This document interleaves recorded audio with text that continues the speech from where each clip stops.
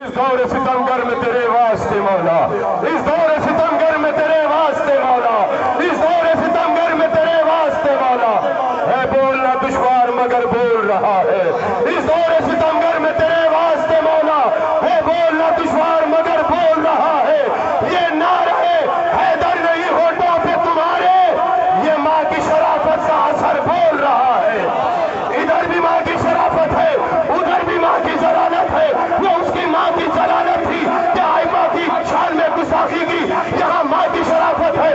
میں انہی الفاظ کے ساتھ حضرت علامہ ڈاکٹر ماجد رضا عابدی صاحب سے ملتمس ہوں کہ آئے اور اپنا احتجاج ریکارڈ کرائیں۔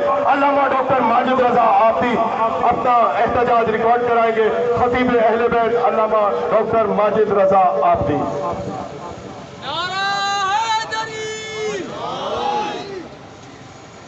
اعوذ باللہ السمیع العلیم من الشیطان اللعین الرجیم، بسم اللہ الرحمن الرحیم۔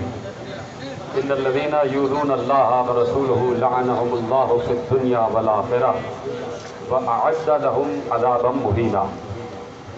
پروردگار عالم نے واضح الفاظ میں ارشاد فرما دیا ہے کہ جس نے اللہ اور اس کے رسول کو اذیت پہنچائی اس پر اللہ کی لعنت ہے، دنیا میں بھی اور آخرت میں۔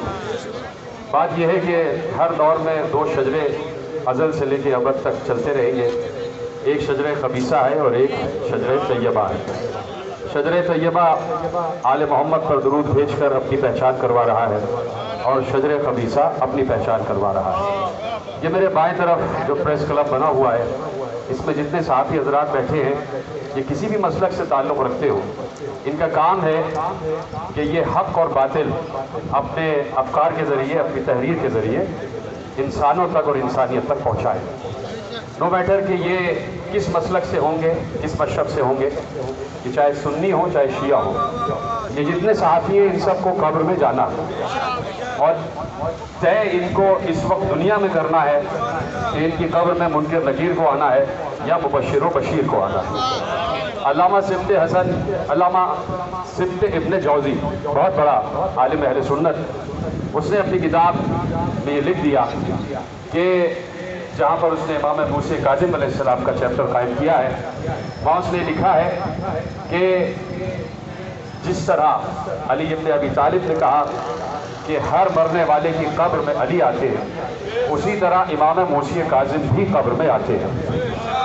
اب طے یہ کرنا ہے، اور جتنے اس وقت بچ گئے ہیں اور جتنے اس وقت یہاں پر سانسیں لے رہے ہیں، طے یہ کرنا ہے کہ امام موسیٰ کاظم علیہ السلام کو قبر میں بلا کر قبر کو گلزار بنانا ہے یا قبر کو آگ کا پیوند بنانا ہے۔ پہلی تو یہ بات میں نے آپ کے حوالے کی، اور یقیناً جیسے کہ میرے پیش رو حضرات نے لعنتیں بھجوائی ہیں، تو اس سلفی کا یقیناً جو وہ حقدار ہے، لعنت کا ہی حقدار ہے، وہ سب بات کر رہے ہیں ماشاءاللہ سے، لیکن میں کچھ فکری باتیں، میرا طریقہ یہی ہے کہ میں عرض کرتا ہوں۔ تو پہلی بات تو یہ ہے جو میں کہہ رہا ہوں کہ پریس کلب میں جتنے حضرات بیٹھے اس وقت نوالود کس کام میں وہ مصروف ہوں گے، یہ بہت بڑا اس وقت احتجاج ہو رہا ہے۔ اگر تعداد پہ آپ جائیں گے تو ہمیشہ اہل حق کی تعداد کم ہی رہتی ہے، اس لیے کہ قرآن نے کہہ دیا وہ اکثرہم الکافرون، اکثریت کافروں کی ہے۔ تو پہلے تو یہ تمام متوجہ ہو جائے، اور پھر ہمارے دائیں طرف جو پورا ایک سلسلہ ہے جسے آپ ریڈ زون کہتے ہیں، کہ جس میں وزیر اعلیٰ بھی بیٹھا ہوا ہے، اس میں اس طرف گورنر بھی ہے اور پھر اسلام آباد تک وزیر اعظم بھی ہے۔ تو اگر آج وزیر اعظم امام موسیٰ کاظم اور ان کی مادر گرامی کی نصرت کے لیے، امام زمانہ کی نصرت کے لیے کوئی اقدام نہیں اٹھاتا تو وزیر اعظم پر بھی لعنت ہے۔ یہ جو وزیر اعلیٰ بیٹھا ہوا ہے جس کے نام میں شاہ لگا ہوا ہے، اگر اس وقت یہ نصرت امام نہیں کرتا تو اس کی قبر پر بھی لعنت اور اس پر بھی لعنت ہے۔ اس مراد علی شاہ کو بھی قبر میں جانا ہے اور یہ اپنا تمام تر جتنا بھی اس کا مال اسباب ہے یہ لے کے نہیں جائے گا۔ اس مراد علی شاہ کو، ناصر حسین شاہ کو، جتنے منسٹر ہیں سب کو زمین کے اوپر بیٹھ کر یہ طے کرنا ہے کہ زمین کے نیچے آگ میں ملوث ہونا ہے یا گلزار میں ملوث ہونا ہے۔ نہ ناصر شاہ لے کے جائے گا نہ مراد شاہ لے کے جائے گا، یہاں سے ان کو آواز بلند کرنی پڑے گی۔ اپنے مسائل کے لیے تم وزیر اعظم سے احتجاج کرتے ہو تو تم جس کی وجہ سے شاہ بنے ہوئے ہو، جس کی وجہ سے سید بنے ہوئے ہو، تم آج وزیر اعظم سے احتجاج نہیں کر سکتے کہ سلفی کو فوراً گرفتار کیا جائے. تم اپنی حکومتیں بچانے کے لیے تو احتجاج کرنے کے لیے سڑکوں پہ آ جاتے ہو. تمہیں نہ اپنی قبر کی پرواہ ہے نہ تمہیں حشر کی پرواہ ہے. مجھے تو ان کا کلمہ بھی چھوٹا لگتا ہے. یہ چاہے وزیر اعظم ہو چاہے کسی بھی صوبے کا وزیر اعلیٰ ہو, ان کا لا الہ الا اللہ بھی جھوٹا ہے, ان کا محمد رسول اللہ کہنا بھی جھوٹ ہے. اس وقت تک لا الہ الا اللہ اور محمد رسول اللہ قبول نہیں ہوگا کہ جب تک اس اطاعت کی منزل پر, اس احترام کی منزل پر, اس ادب کی منزل پر نہ آ جائے.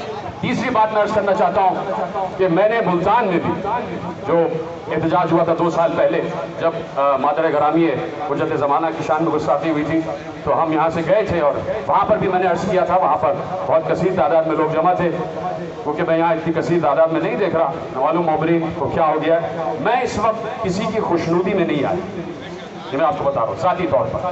میں صرف اس لیے آیا ہوں کہ اگر کل کو امام زمانہ نے پوچھ لیا تو کیا جواب دوں. یقین فرمائیں میں اپنے خود احتسابی کی منزل پر ہوں, میں اپنے ضمیر کو خود جانتا ہوں. میں نے کہا تیسری بات میں نے کہی تھی کہ آج نصاب پر بڑی بات ہو رہی ہے اور نصاب میں سے بہت سی چیزیں نکالی جا رہی ہیں.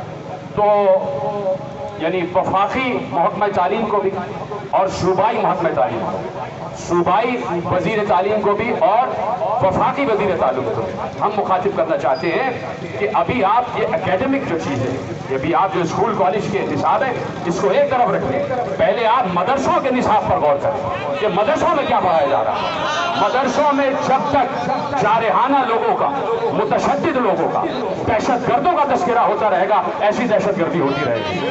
میں اس کو دہشت گردی نہیں کہتا کہ کسی کو مار دیا, دہشت گردی یہ ہے کہ شان رسالت کی گستاخی ہو جائے. پھر ابھی پچھلے دنوں جب پریس کانفرنس تھی میں نے ایک جملہ کہا تھا, میں اس لیے کہہ رہا ہوں کہ یہ صحافی بیٹھے ہوں گے سن رہے ہوں گے, یہ بہت اپنے کو بڑا پڑھا لکھا سمجھتے ہیں, تو آپ پڑھی لکھی بات سنو نا اور کرنا.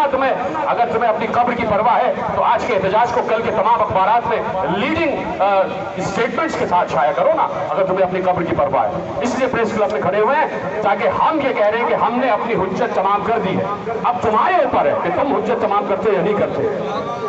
تو میں نے عرض کیا تھا کہ مدرسوں کے نصاب پر اور مدرسوں کے جو نصاب بنانے والے ان کو بھی دیکھا جائے, ان کو سپروائز کیا جائے, مدرسوں کے نصاب کو تبدیل کیا جائے, مدرسوں کے جو پرنسپل ہیں ان کے بیک گراؤنڈ کو دیکھا جائے کہ وہ کہاں سے آئے. جب بھی یہ تاریخ شاہد ہے اس بات پر کہ جب بھی آل محمد کی شان میں گستاخی ہوئی ہے, اس گستاخی کے پیچھے یا تو ابن کثیر رہا ہے یا ابن جماعت رہا ہے یا ابن زیاد رہا ہے.